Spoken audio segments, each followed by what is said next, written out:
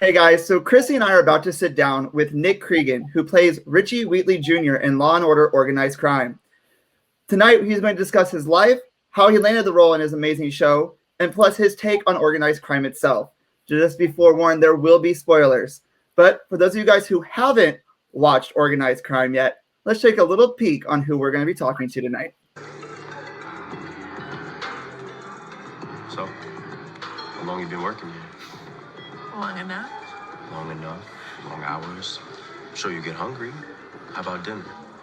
You don't even know my name. Well, what's your name? We're out of here, Richie. Hey, remember me, all right? I'll be back. Matter of fact, you'll be seeing a lot of me around here. Best believe. Gina. My name is Gina. Okay, Gina. Ladies and gentlemen, please welcome Nick Creegan. Nick, how are you tonight? Hey, what's up, James? I'm good, man. How are you? I'm doing really good. Hey, Chrissy, how's it going? Hi, it's going. What's happening? We're happy to have you. I'm happy to be here. So before we get into the actual interview, I just kind of wanted to tell everyone how this actually came about.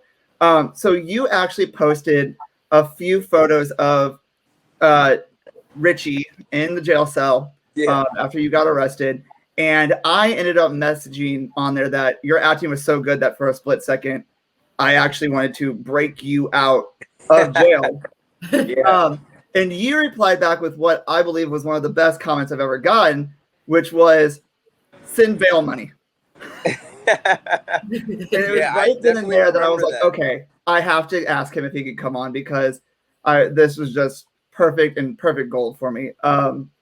But I also wanted to say that before I told Chrissy that you were going to be on, she had never seen a single episode of Law and Order. Not this. So Wow. I wanted to ask, did you ever watch Law and Order before you landed the role? Okay, can I be honest? Yes. I watched it after I found out that there was some interest in me. I watched like a full episode because I was like, okay, obviously everybody has seen at least 5 minutes of Law and Order in their life. Exactly. If you own a TV, you've scrolled through the channels and you've seen at least some of Law and Order. But I had never watched a full episode before. So what I did was I Googled the best episodes of SVU, and I watched when Robin Williams was on there. I saw a few other episodes, like when Mariska, when she saved that young girl from that kidnapping ring, and she like saved her from the basement. I remember that one. Yeah, I was watching a lot of the best episodes, quote unquote, but I'm kind of like Chrissy, where before I got the role, I wasn't watching it necessarily, no. And as an actor, I used to not watch as much network TV as you would expect an actor to watch, to be honest. Well, I know you know that I'm obsessed with this, and Chrissy started watching it. I actually had to spoil her tonight so we could actually do this interview, but I know she loves it. But before we do, we just wanted to let everyone get to know you. And from what I've seen, you weren't always an actor. You actually did sports journalism. Yes. So, yes, I used to be a sports journalist. Yeah. Like, what led you into acting? What inspired you to change from that career field into acting? Well, I had started acting like for fun when I was in college. I was a part of a theater group there, the Black Theater Productions group, and when I got on stage and I started to hear from my friends like, "Hey Nick, you're actually kind of good at this," I was like, "Damn, like that's good to hear," and it also was a lot of fun. But I just never really saw it as a realistic career. I was like, what are the chances I'm gonna ever be on a major TV show or a movie? So I just focused on my main passion, which was journalism at the time. And when I was working at a particular place, AOL Sports, I had a chance to work with different athletes and comedy writers, and we would act in sketches together. Like comedy writers would write sketches for, myself and an actor that was playing Steph Curry's daughter, and I would, portray Steph Curry and, be able to quote unquote act, but it was still in a journalism realm because we would do interviews and that type of stuff as well. But after I kind of started to do acting again with journalism, I was like, I really do miss this portion of my life. I really would love to act again. I just didn't know how to get involved, and I didn't necessarily want to be a quote unquote struggling actor working at a restaurant. So I great. just, I feel bad. That's me. Okay. I get it. Say that's It's like I kind of just wanted to stick with the journalism career path because I was doing well in it. But then when I got laid off from one particular job, I kind of just started creating a lot of Instagram sketches and making videos on Instagram. And one day, after I'd gotten another job in the corporate world, this video I made on Instagram went viral, and Oprah Winfrey's writers from this particular show, David Makes Man, saw one of my Instagram videos, and they decided to tell casting to reach out to me to see if I wanted to audition for the show.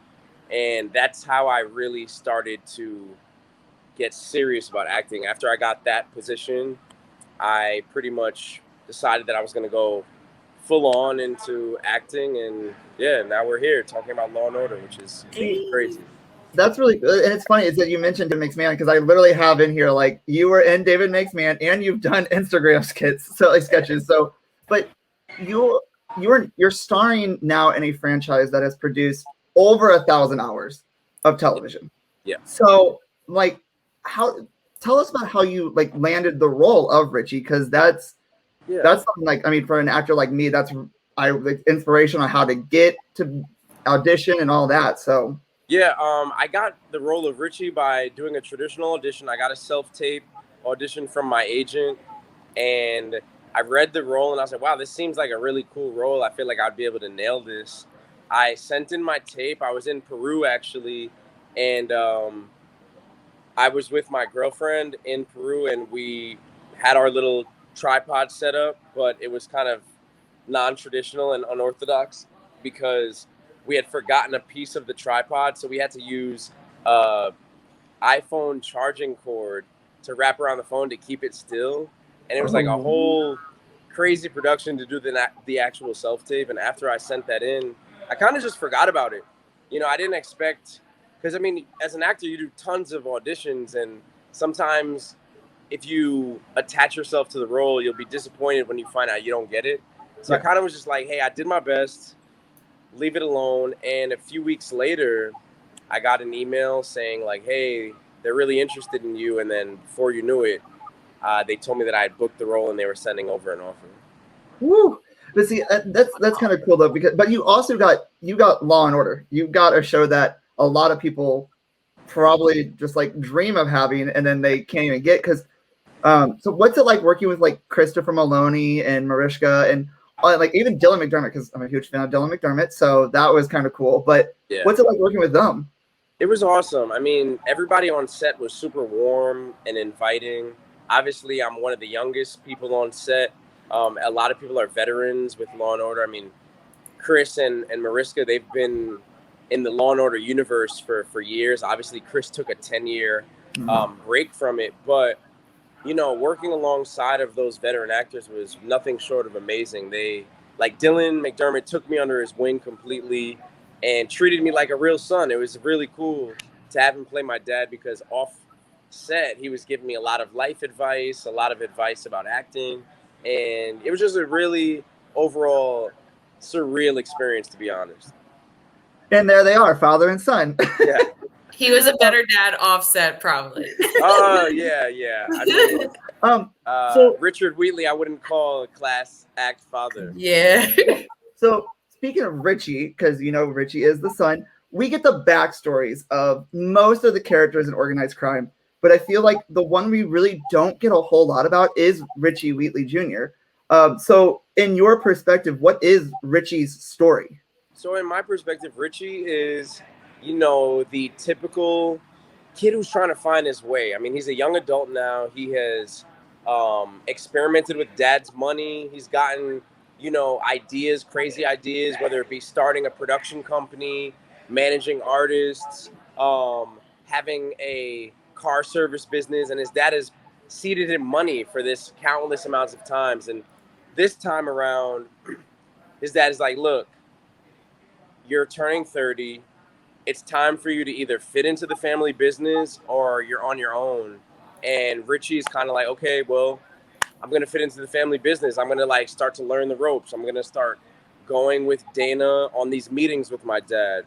But then as a young, attractive guy, he's used to getting women like kind of easily because he has all this money and he has all these things, but maybe not the necessarily right women. So he goes into this club, he meets Gina Capiletti, and he's like, oh my God, she's hot. She's working with these mobsters. She could probably help groom me into this guy who I'm trying to be. Let me try to take her out. Not realizing that Gina Capiletti is who she really is. I'm sorry. That was, I didn't, and I'm going to personally say, I didn't think Richie had the guts to pull the trigger on her. And, you know, I thought Isaac had switched the gun. So I didn't think that like you actually were going to kill her. And I remember that night when that happened, everyone was just like, oh my goodness, they just did Gina dirty. They just killed her off. Like, what is going on? But yeah, Chrissy, do you have anything you want to ask him? And Charlotte was she's such an awesome person. You know, working with her was so great. We would have so many laughs off camera and like make jokes with each other.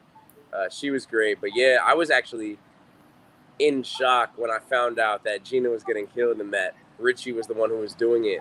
My mouth literally dropped when I read the script. I was like, oh my God. There was a mixture of excitement. There was a mixture of like sadness because I'm like, damn, I'm not going to be able to work with Charlotte. But it kind of felt like it was Richie's episode. And I was just super excited to just go in there and give it everything, you know? Mm-hmm. Was that your first like on-screen kill? No, I've killed somebody on screen before. So both characters I had played, David Makes Man and in Law & Order, I'd killed somebody.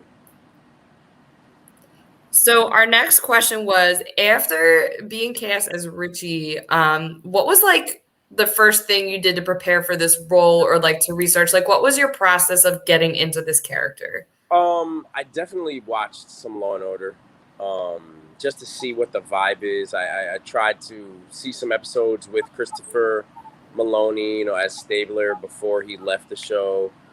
Try to just get a vibe of that. But also, like, I feel like I've been preparing for this role my whole life because my favorite movies are literally mafia movies. I mean, my favorite movie of all time is Goodfellas. My favorite TV show is The Sopranos. So I feel like I had already done all the research before I even did the audition.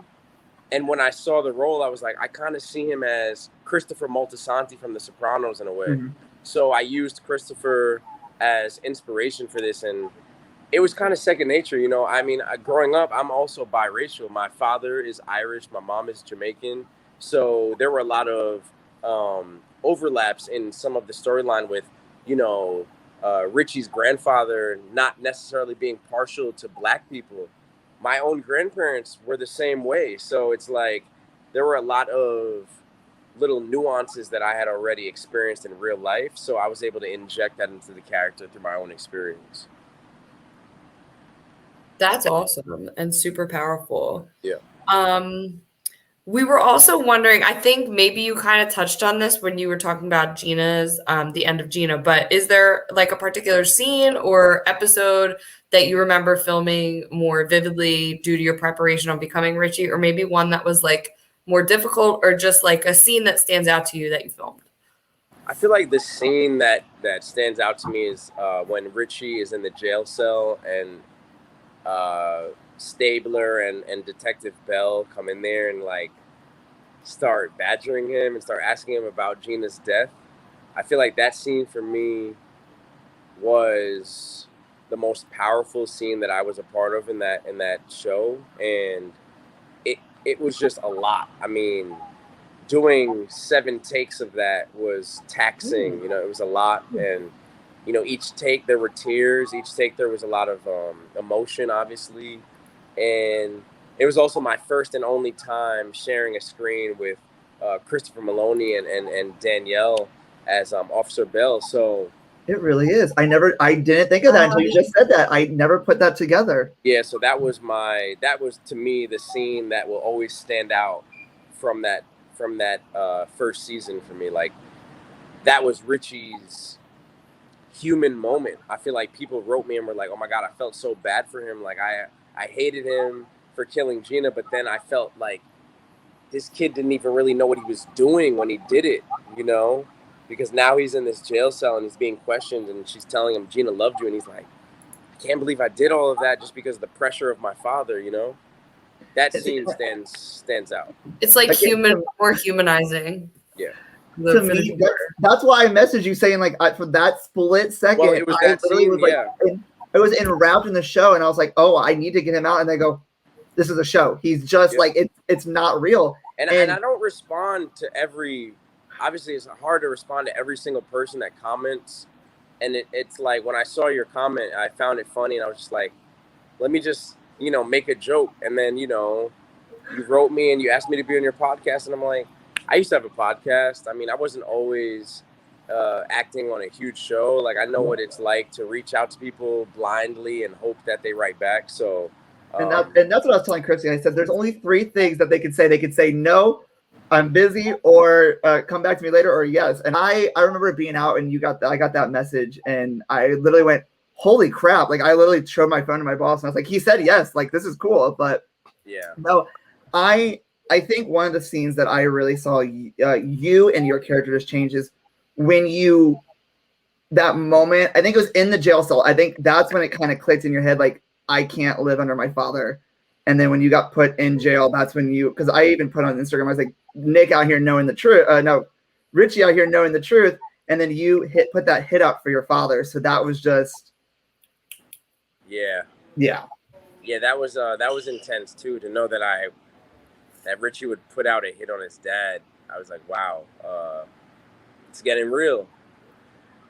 So I got 2 more. We got 2 more questions. But I wanted to ask, since Organized Crime is a single arc storyline, so that takes the entire season, unlike its predecessors, do you think that kind of changes the show up just a little bit, or like show up in terms of like Law and Order itself? Yeah, because every episode of Law and Order is episodic besides this season, I feel like. Well, I think it just creates a new umbrella for Dick Wolf and the Law and Order family. I feel like, for whatever reason, they chose to keep it the way it was for all these years, and then they decided to try this, and now they're realizing that people love it. I mean, people love to follow a storyline, and who knows if that decides to leak into SVU, and now they're going to start doing that with SVU. I'm not sure, but for Organized Crime, based on the response from the fans and the ratings, like, it really worked. So I think they found like a really good formula to keep it going, for sure. So speaking of that, and like wrapping this up, like, what were your thoughts on the finale, and where do you see Richie going in season 2, if you're in season 2, and if you can actually talk about it? But if you can't, like, where do you see? He's smiling like he can't say it. I can say this. I felt like Richie had a lot of pressure on him to survive in prison, and I think once he found out that his father had put a hit on his grandfather, he realized that if you can kill your own father, like, what loyalty do you have to anybody? So I think at that moment, Richie just pretty much did what he had to do. They left it on a cliffhanger. So, I mean, it will be very interesting to see what happens next. So, Nick, thank you so much for coming and sitting down with us. Is it okay if we put out your Instagram and Twitter handle so people can go ahead? Totally fun. So if you guys want to follow Nick, his Instagram and Twitter is at Nick Creegan.